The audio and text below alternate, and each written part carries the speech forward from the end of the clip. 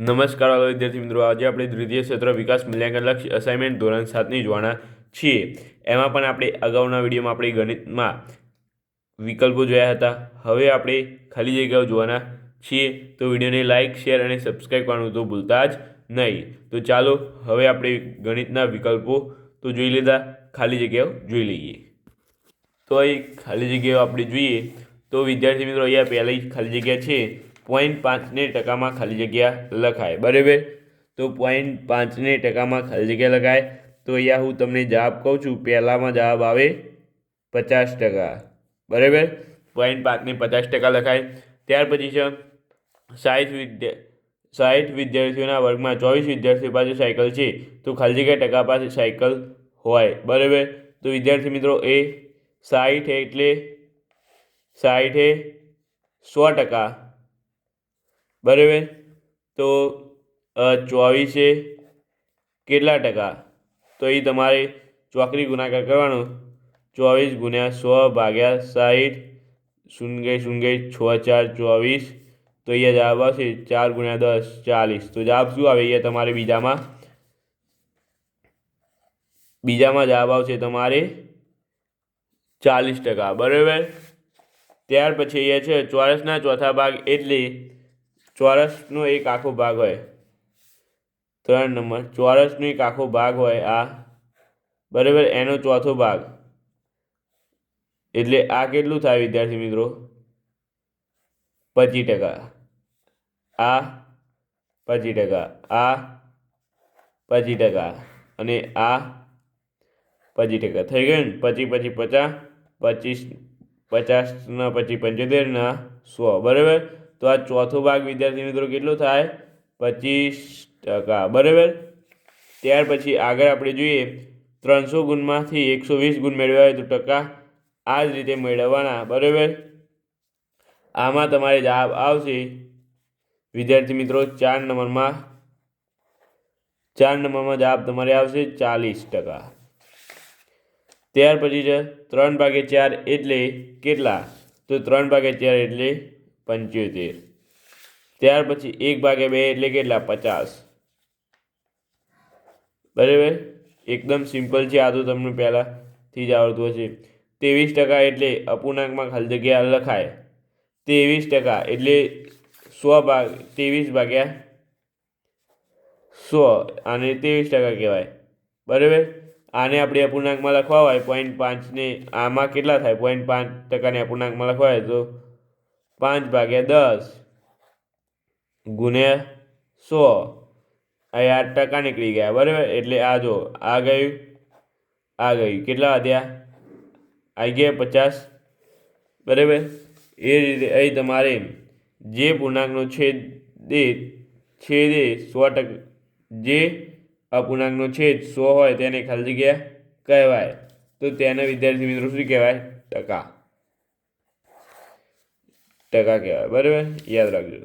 ત્યાર પછી અહીં આપણે વાત કરીએ આગળ હવે, તો જવાબ તમને બતાવી દઈએ। તો આ રહ્યા જવાબો, તમે જોઈ લેજો। એ જ રીતે અહીંયા છે x બરાબર 1 હોય ત્યારે 2x² ભાગ્યા 4ની કિંમત ખાલી જગ્યા થાય। એક્સની જગ્યાએ 1 મૂકવાનું એટલે 1 નો વર્ગ 1 જ થાય। તો 2 + 4 કેટલા થાય? 6, બરાબર। તમને સાદુરૂપ આપી દઈએ, ચાલો સાદુરૂપ આપીને શીખવાડીએ।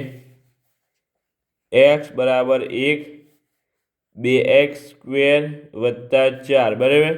તો એક્સની કિંમત આમાં મૂકો, આ એક્સ દેખાય છે ત્યાં મૂકો, તો 2 ગુણ્યા 1 નો વર્ગ + 4, 1 નો વર્ગ શું થાય? 1 જ થાય, ગુણ્યા 2 + 4, આ 2 + 4 બરાબર 6, બરાબર।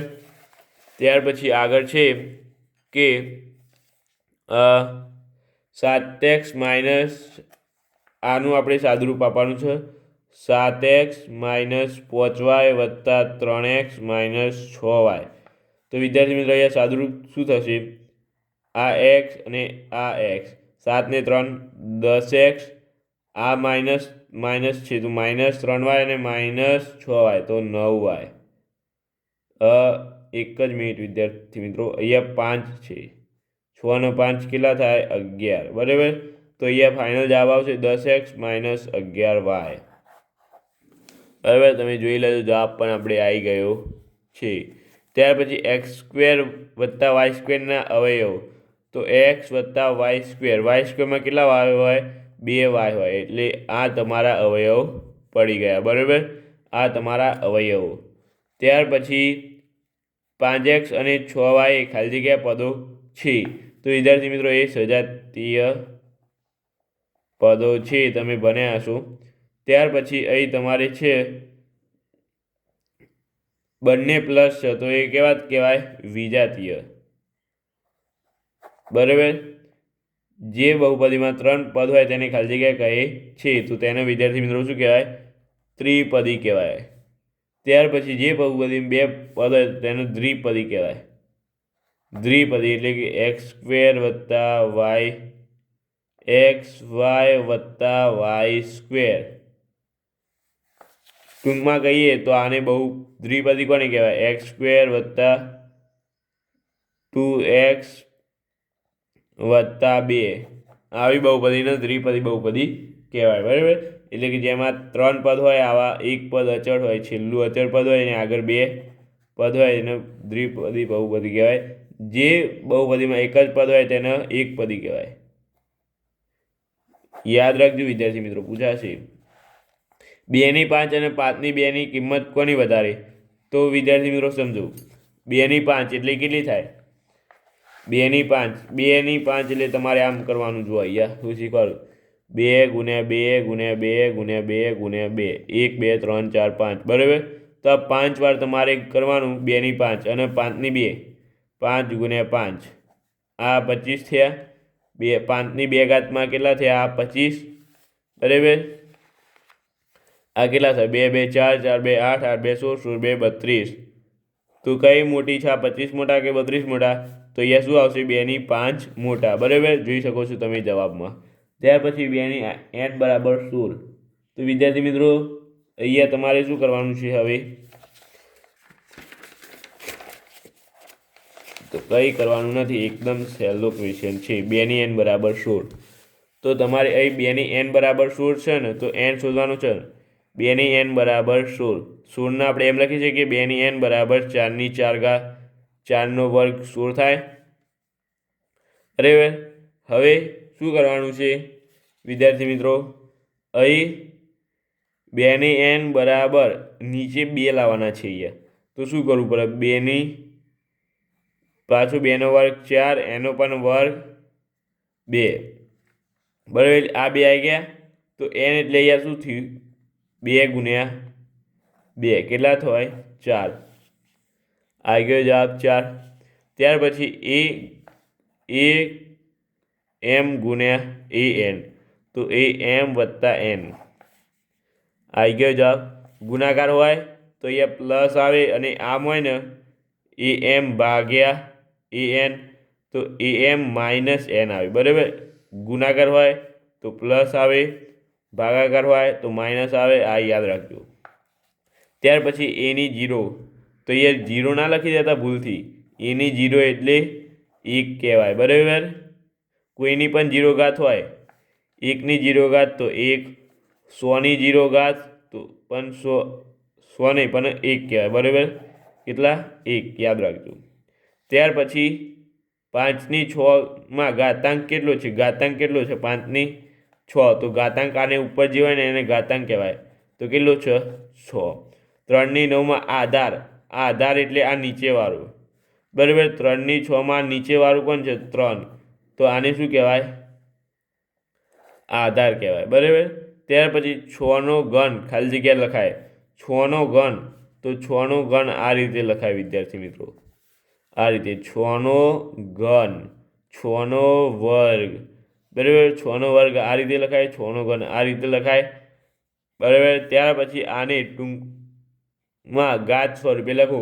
તો આ કેટલી વાર છે જોઈ લેવાનું? 1 2 3 4. તો 4, તો 3/4 ઘાત. વાત પૂરી, તમે જોઈ લો.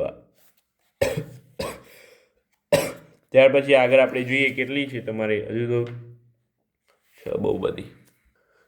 તો એ જોઈએ ચતુષ્કોણને ખાલી જગ્યા સીમિત રેખાઓ હોય છે. તો તો સીમિતિ રેખાઓ કેટલી હોય? 0. બરાબર, જવાબ 0 જ આવે છે ને? હા, 0 હોય. કેટલી હોય? 0 હોય વિદ્યાર્થી મિત્રો. યાદ રાખજો, ચતુષ્કોણને સમમિતિ રેખાઓ ખાલી જગ્યા હોય છે તો 0. અર્ધ પરિભ્રમણ એટલે ખાલી જગ્યા પરિભ્રમણ કોણ? અર્ધ પરિભ્રમણ. આ આખું પરિભ્રમણ કહેવાય. એમાં અર્ધ પરિભ્રમણ આટલેથી શરૂ થઈને આટલું પરિભ્રમણ. તો આ કેટલાનો કોણ એટલે કે ખૂણો બન્યો? આ કેટલાનો ખૂણો બન્યો? આ કેટલાનો ખૂણો બન્યો? આટલું પૂછ્યો હોય તો આ 90 થાય અને આટલું પણ 90 થાય. તો આ 90 + 90 કેટલો થાય? 180. કેટલો થાય? 180. જવાબ શું આવે? 180. મૂળાક્ષરમાં એની પરિભ્રમણીય સમિતિનો ક્રમ ખાલી જગ્યા હોય છે. ઈની પરિભ્રમણીય સમિતિનો ક્રમ શું હોય વિદ્યાર્થી મિત્રો? 1. શું આવશે જવાબ? અહીંયા 1 આવશે તમારો. ત્યાર પછી ઝેડની સમમિતિની રેખા શું હોય? તો 0 હોય વિદ્યાર્થી મિત્રો. સિમ્પલ. વર્તુળનો સમમિતિ રેખાની ખાલી જગ્યા હોય છે તો વિદ્યાર્થી મિત્રો અસંખ્ય. વર્તુળને સમમિતિ રેખાઓ ખાલી જગ્યા હોય છે તો અસંખ્ય. બરાબર વિદ્યાર્થી મિત્રો, યાદ રાખજો. આ તમારે પૂછાશે પેપરમાં, પહેલાં પૂછાયા હતા. ત્યાર પછી અહીંયા છે કે નિયમિત પંચકોણની ખાલી જગ્યા સમમિતિ હોય છે તો કેટલી હોય? 5 હોય.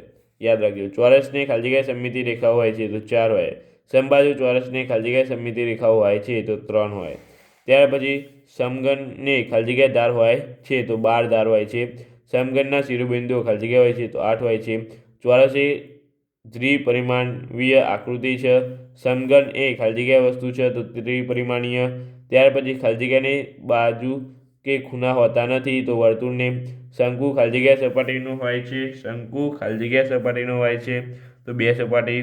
લંબઘનની ખાલી જગ્યા સપાટી હોય છે તો 6 અને લંબઘનની ખાલી જગ્યા ધાર હોય છે તો જવાબ શું આવશે? 12. બરાબર. તો આજનો વિડીયો કેવો લાગ્યો? સારો લાગ્યો તો લાઇક, શેર અને સબસ્ક્રાઈબ કરવાનું ભૂલતા નહીં. આગળના વિડીયોમાં આપણે પ્રશ્ન નંબર 2 નો જોવાના છીએ. તો ચાલો મળીને આવડી જાય. Thank you so much. Video જોવા તમારો ખૂબ આભાર.